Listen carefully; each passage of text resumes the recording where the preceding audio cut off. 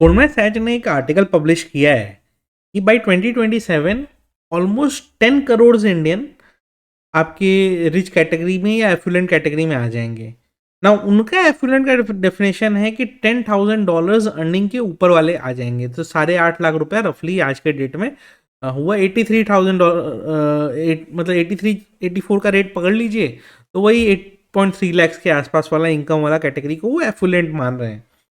Now problem is कि इस category को अगर आप एफिलिएंट मानते हैं तो अच्छी बात है, बट इससे as a stock market person आप कैसे फ़ायदा उठा सकते हैं? बिकॉज एट द एंड तो हमको यही चाहिए ना कि कोई भी चीज़ आए, कोई भी रिपोर्ट वगैरह आए तो उससे हम फ़ायदा उठाने का कैसे सोच सकते हैं, क्योंकि देख के दूर लगता है बट 2027 आपके 4 साल बाद ही है ना। ये 2027 का इन्होंने जो प्रोडिक्शन दिया है इसके पीछे का बेसिस क्या है? अब देखिए कैसा है कि करेंटली अगर आप नोटिस करेंगे ना तो इंडिया में टैक्स फाइलर्स आपको पता है कितने हैं? टैक्स फाइलर्स आपके रफली इंडिया में 5 करोड़ के आसपास है, जिसमें 1 करोड़ के आसपास ही टैक्स पे करते हैं। तो ऑफिशियली जिन्होंने अपना इनकम 5 लाख के ऊपर डिक्लेयर करके रखा है वो बहुत कम लोग ही हैं। यही नंबर ये एक्सपेक्ट कर रहे हैं कि ऑलमोस्ट 8 लाख तक चला जाएगा बाई ये, एंड मोटा मोटी आप समझ लीजिए कि तब 4-5 करोड़ इंडियंस टैक्सेशन के ब्रैकेट में भी आ जाएंगे। तो ओवरऑल अगर ये सब सब सब जोड़ के देखें तो चीज़ अच्छी है कि इनकम बढ़ने वाला है इंडिया का एंड ऑल दैट, ये सब चीज़ें तो हो रही हैं। तो इसमें पीछे बैकग्राउंड में दो फैक्टर्स हैं जो उन्होंने भी कंसिडर किया है। उसमें एक फैक्टर ये है कि नेक्स्ट 5 साल भी हमारे पास एक स्टेबल गवर्नमेंट रहने वाली है, तो ये चलिए एक पॉजिटिव पॉइंट हो गया कि हमारे पास एक स्टेबल गवर्नमेंट नेक्स्ट 5 साल भी रहेगी, तो हमारा इनकम लेवल और वो सब चीज़ें इस तरीके से ही आपका इंक्रीज किया हुआ रहेगा। जब ये हो रहा होगा उस समय दो चीज़ें होंगी। जब ये इनकम लेवल आपकी शूट करना चालू करेंगे तो उस समय दो फैक्टर्स प्ले कर रहे होंगे। एक पहला फैक्टर कि जो आपके ऊपर है, आपके ऊपर क्या है कि आपने कितनी मेहनत की, आपने कितना सही डिसीजंस लिए लाइफ में, एंड आपने चीज़ों को कैसे प्लान किया। क्योंकि देखिए पैसे अर्न करना एक अलग चीज़ होती है, पैसे को वेल्थ में क्रिएट करना एक अलग चीज़ होती है। मैं आपको सिंपल सा लॉजिक समझाऊंगा। वो जैसे 8.5 लाख रुपया बोल रहे हैं, आप लोग तो खुद कितने लोगों को जानते हो जो 20-20 25-25 लाख रुपए अर्न करते हैं साल का जॉब वगैरह के थ्रू या जिस भी बिजनेस में या जैसे भी करते हो। बट वेल्थ क्या सब लोग बना पाते हैं?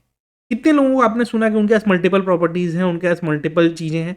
लोग क्या करते हैं कि जब वेल्थ अर्न करते हैं तो उसको वो स्पेंड भी उसी तरीके से करते हैं। स्पेंड करना चाहिए, इनफैक्ट ये जो स्टॉक मार्केट में ऐसे स्टॉक मार्केट पर्सन हमको फायदा भी होगा तभी जब लोग स्पेंड करेंगे, बट एक सिग्निफिकेंट पोर्शन आपको वेल्थ क्रिएशन की तरफ भी देना पड़ेगा।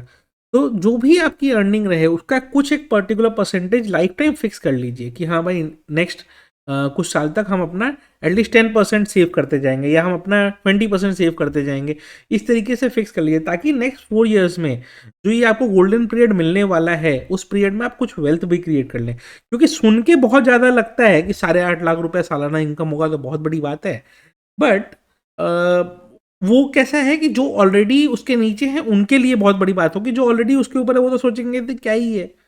क्योंकि ऊपर वाले स्टेटा में जो 25-30 पे बैठे हुए हैं उनका और ऊपर नहीं जा रहा है, उनका वहां पे स्टैग्नेशन उनको दिखता है। तो नीचे से तो ऊपर आना ईजी हो जाता है, उसके ऊपर में जाना और डिफिकल्ट हो जाता है। तो उसके ऊपर जाने का तरीका क्या है? उसके ऊपर जाने का तरीका है वेल्थ क्रिएशन, जो आपको सेविंग्स वगैरह के थ्रू करनी पड़ेगी, आपको इन्वेस्टमेंट वगैरह के थ्रू करना पड़ेगा।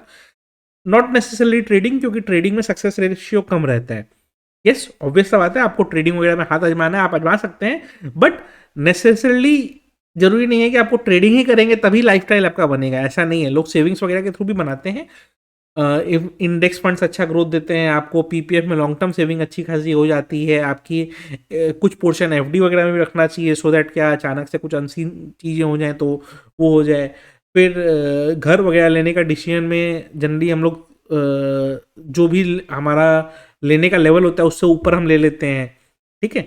तो ये सब चीज़ें सोच सोच के करनी पड़ेंगे आपको, क्योंकि हो सकता है ऐसा कि सैचुरेशन के हिसाब से जैसे आज बॉम्बे सैचुरेट हो गया है तो अहमदाबाद एंड गिफ्ट सिटी को प्रमोट किया जा रहा है, उसी तरह से आपको कुछ दिन में बैंगलोर सैचुरेट होते हुए दिखेगा, तो फिर क्या हैदराबाद चेन्नई ये लोग फिर वापस से बूम करना चालू होंगे, क्योंकि जो बैंगलोर में रहते हैं उनको पता है कि बैंगलोर में कितने इशूज़ हैं। तो इस तरह से बहुत सारी चीज़ें होंगी आगे चल के, तो आपको लोकेशन मोबाइल रहना पड़ेगा। तो घर में बड़ा इन्वेस्टमेंट अभी कर दोगे तो फंस जाओगे। करना चाहिए, घर में इन्वेस्टमेंट करना चाहिए, बट एक सर्टेन एज पे जहाँ पे आप फिक्स हो गए हो कि अब हमको इसी सिटी में रहना है, तब कर सकते हो।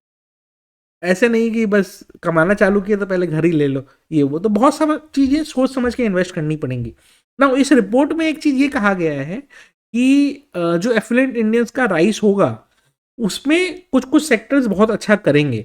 तो वो कौन कौन से सेक्टर्स उन्होंने बताए हैं मैं आपको बता देता हूँ कि उनके हिसाब से कौन कौन सी चीज़ें आगे चल के अच्छा करेंगी। बट उसके पहले मैं आपको ना एक ब्रोकर यार बता देता हूँ, तो आप सुन लीजिए 2 मिनट, उसके बाद अपना डिस्कशन कंटिन्यू करेंगे। देखिए आजकल ना मार्केट बहुत ज़्यादा वॉलेटाइल चल रहे हैं, राइट? तो उसमें होता क्या है कि आपको हर मूव में सोच समझ कर, बहुत कुछ सोच समझ के एंड डिसाइड करना पड़ता है। आपकी ट्रेडिंग हो, इन्वेस्टमेंट हो, जो भी हो, आपको बहुत कुछ सोच समझ के ही डिसाइड करना पड़ता है। तो प्रॉब्लम कहाँ पे आती है कि लाइव मार्केट में आपको गाइड कौन करे एंड मार्केट सिचुएशंस के हिसाब से आपको सजेस्ट कौन करे, राइट? क्योंकि हर टाइम के हिसाब से सिचुएशन अलग होती है, उस टाइम के हिसाब से आपको रिकमेंडेशन अलग अलग होनी चाहिए, राइट? तो मैं अभी आपको एक ऐसे प्लेटफॉर्म के बारे में बताना चाहूँगा जो आपको काफ़ी हेल्प करेगा आपकी इन्वेस्टमेंट एंड ट्रेडिंग में। मैं बात कर रहा हूँ मोतीलाल ओसवाल की। मोतीलाल ओसवाल के पास काफ़ी अच्छी रिसर्च एंड एडवाइजरी टीम है जो आपको मार्केट के बारे में आपको एकदम सही रिकमेंडेशन देने की कोशिश करती है। एंड आप इनकी हेल्प से इक्विटी, फ्यूचर्स, ऑप्शंस सब में ट्रेड कर सकते हो। और प्लस इनके पास ना ऑप्शंस की रेडीमेड ऑप्शन स्ट्रैटेजी का एक फ्री पोर्टल है जिसको हम ऑप्शन स्टोर्स बोलते हैं। एंड वहाँ पे क्या है, आप अगर उसके थ्रू ट्रेडिंग करते हो तो आपको काफ़ी सारे pre determined option strategies based on market condition की, आपको न्यूट्रल लगता है, बुलिश लगता है, बियरिश लगता है, इस तरह का सिचुएशन के हिसाब से आपको मिल जाएगा कि आपका क्या व्यू है, उसके हिसाब से आपको ऑप्शन स्ट्रैटेजीज मिल जाएंगी। उससे क्या होगा, आपको प्रेडिक्ट करके आप इजिली ट्रेड कर पाओगे क्योंकि आपको स्ट्रैटेजी वहाँ पे इनबिल्ट मिल जा रही है। और प्लस इसका एडवांटेज क्या है कि फर्स्ट मंथ में अगर आपका एफ ट्रेड्स पे 1000 रुपीज ब्रोकरेज जनरेट हुआ तो वो ये आपको ऑफ कर देंगे, तो उसका आपको फायदा हो जाएगा। प्लस यहाँ पे ऑर्डर प्लेस करना वगैरह काफ़ी आसान है और मैंने कभी ग्लिच वगैरह का तो इनके यहाँ सुना नहीं है। तो ये काफ़ी अच्छे प्लेटफॉर्म है, आप इसको चेक करके देख सकते हैं। मैं डिस्क्रिप्शन में लिंक छोड़ देता हूँ, आप वहाँ जाके रजिस्टर करिए और अपना अकाउंट ओपनिंग का प्रोसेस स्टार्ट करिए। Investment in securities market are subject to market risks. Read all the related documents carefully before investing. आपने सुन लिया होगा। अब आते हैं कि ये जो राइज इन एफिलिएंट इंडियंस हैं तो इसके कारण कौन कौन से सेक्टर्स को बेनिफिट हो सकता है। तो एज पर देयर रिपोर्ट जो ये मानते हैं कि 2027 तक इंडियंस का इनकम बहुत ज़्यादा बढ़ने वाला है। तो उसमें उनका मानना है कि लग्जरी गुड्स, लग्जरी स्पेंडिंग, फिर उसके बाद उनका लग्जरी हाउसिंग, फिर उसके बाद आपके टूर्स एंड ट्रैवल्स, टूरिज्म, ये सब में उनको बहुत ग्रोथ एक्सपेक्टेड दिख रहा है। नाउ ये सारे सेक्टर्स जो आपने सुने, इन सारे सेक्टर्स का जो स्टॉक्स होते हैं यूजुअली लग्जरी गुड्स वगैरह में, जैसे एक लग्जरी पोर्टफोलियो बास्केट आपके आईटीसी के पास भी है, एचयूएल के पास भी है, नेस्ले के पास भी है। तो एफएमसीजी वाले कंपनीज हो गए जो आपको अच्छा करते हुए दिख सकते हैं। टूर्स एंड ट्रैवल्स में कौन से हो गए, ट्रैवल पोर्टल जैसे ईज माई ट्रिप वगैरह हो गया, ये सब लोग हो गए। इन्फो एज वगैरह हो गया, जो मतलब जो make my trip and all that से रिलेटेड है। फिर उसके बाद आपके IHCL हो गया, मतलब ओबराय होटल्स और इंडियन होटल्स हो गए।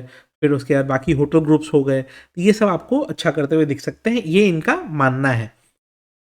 उसके बाद अगर आप और नोटिस करेंगे लग्जरी हाउसिंग वगैरह में तो शोभा डेवलपर्स, ओबराय डेवलपर्स आपके, फिर उसके बाद आपका हीरा नंदानी ग्रुप, लोधा, ये लोग सब हो सकता है कि अच्छा करता हो, इनके हिसाब से लग रहा है इनको कि अच्छा करे। बट इसमें मैं एक दो चीज़ें और ऐड करूँगा। एंटरटेनमेंट वाले जो लोग हो गए, जो मॉल्स वगैरह बनाए, फिनिक्स ग्रुप हो गया, फिर उसके बाद आपका वंडरला ग्रुप हो गया, जो एंटरटेनमेंट से रिलेटेड है, क्योंकि लग्जरी स्पेंडिंग है तो ये सब में स्पेंडिंग बढ़ेगी। तो वो सब ग्रुप्स आपको अच्छा करते हुए दिख सकते हैं। देन उसके बाद कौन कौन से ग्रुप हो गए, देन उसके बाद आपके जैसे ये जो स्टॉक्स है ना, ये रिकमेंडेशन वाले नहीं है, बट इनमें क्या फ्यूचर पोटेंशियल दिखता है ना। आपको हर टाइम टू टाइम रिविजिट करना पड़ेगा कि पता चला कि इन्होंने कोई ग्रोथ ही करना बंद कर दिया, नए होटल्स ही खोलने बंद कर दिए, नया पार्क ही खोलना बंद कर दिया, तब इनको दिक्कत आएगी। लेकिन जब तक वो नहीं होता, जब तक ये कंटिन्यूसली नया नया प्रोजेक्ट्स ला रहे हैं, नया नया प्रोजेक्ट्स इनका आ रहा है, तब तक ये कंपनीज अच्छा करते रहेंगी। तो इस तरीके की चीज़ें इनका एक्सपेक्टेशन है कि अच्छा करेंगे। एफएमसीजी कंटिन्यूअस अच्छा करता रहेगा, क्यों? क्योंकि एफएमसीजी में क्या है, जो हाई मार्कअप वाले प्रोडक्ट होते हैं, मतलब लोग छोटे सेम ही कंपनी का 5-5 6-6 ब्रांड होता है हर कैटेगरी में, 2 रुपए से लेके 200 रुपये या 2000 रुपये तक वाले कैटेगरी में भी इनके प्रोडक्ट्स होते हैं। तो उनका कहना ये है कि ये 200 रुपये वालों से 2000 रुपये में शिफ्ट होना है।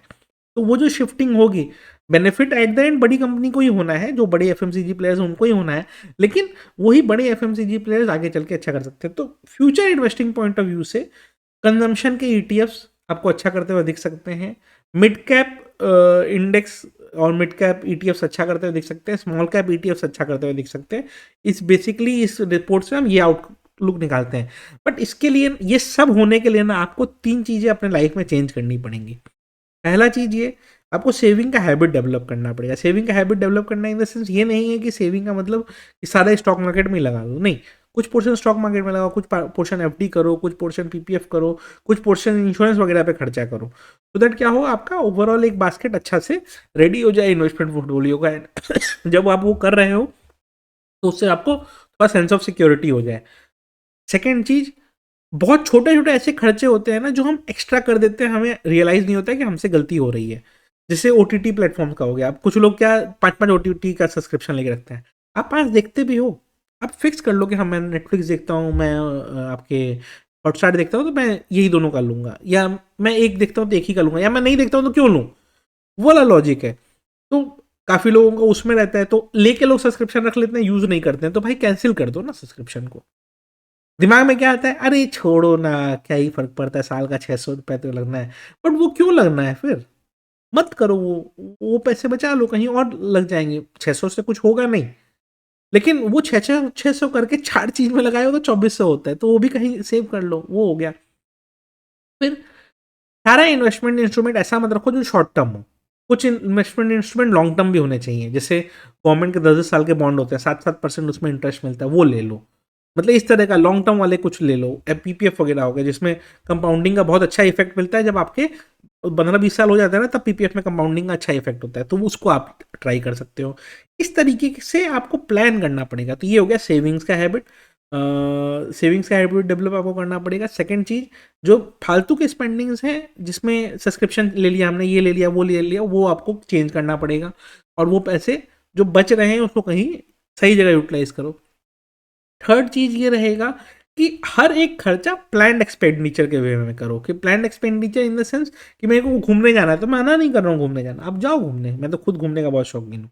लेकिन आप जब घूमने जा रहे हो तो वो प्लान कर लो कि ये भाई मेरा अगर बजट इतने का है, तो इसका 10-15%, 20% ज़्यादा वेरिएंस नहीं होना चाहिए। वो रील्स आजकल चलते हैं ना कि 50,000 बाली अंडर 50K का वीडियो देख के आया और 5 लाख खर्चे हो गए, तो वो नहीं होना चाहिए। अगर आपने प्लान किया है तो वो लाख का 1,10,000 या 1,15,000 होगा, उससे ज़्यादा नहीं। 10-15% ज़्यादा वेरिएंस मत लेके आओ कोई भी प्लान्ड एक्सपेंडिचर में। प्लान्ड एक्सपेंडिचर में सिर्फ ट्रिप ही नहीं होता है, हर चीज़ें होती हैं। तो जो भी प्लान्ड एक्सपेंडिचर हो, 10-15% ज़्यादा वेरिएंस उसमें कोशिश करो कि ना आए।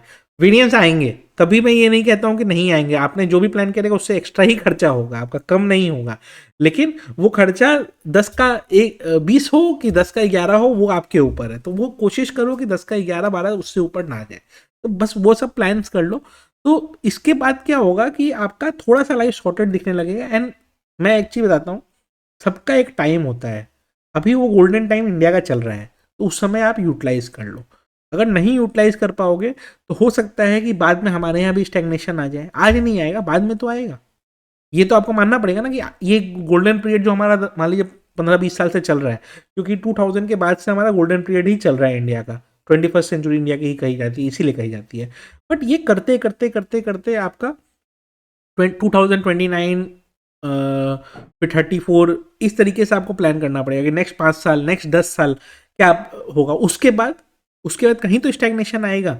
जो हमारा अभी एज वगैरह का बेनिफिट चल रहा है, उसके बाद हम भी तो एज हो जाएगा ना, हमारा भी तो एज हो जाएगा ज़्यादा। कितना मेहनत कर पाएंगे हम, कितना कमा पाएंगे? तो वो गोल्डन पीरियड है, उस पीरियड में जितना अर्न कर लो उतना अच्छा है। तो वो कोशिश करिए, जितना ज़्यादा कोशिश आप कर लेंगे अभी वो सही टाइम है।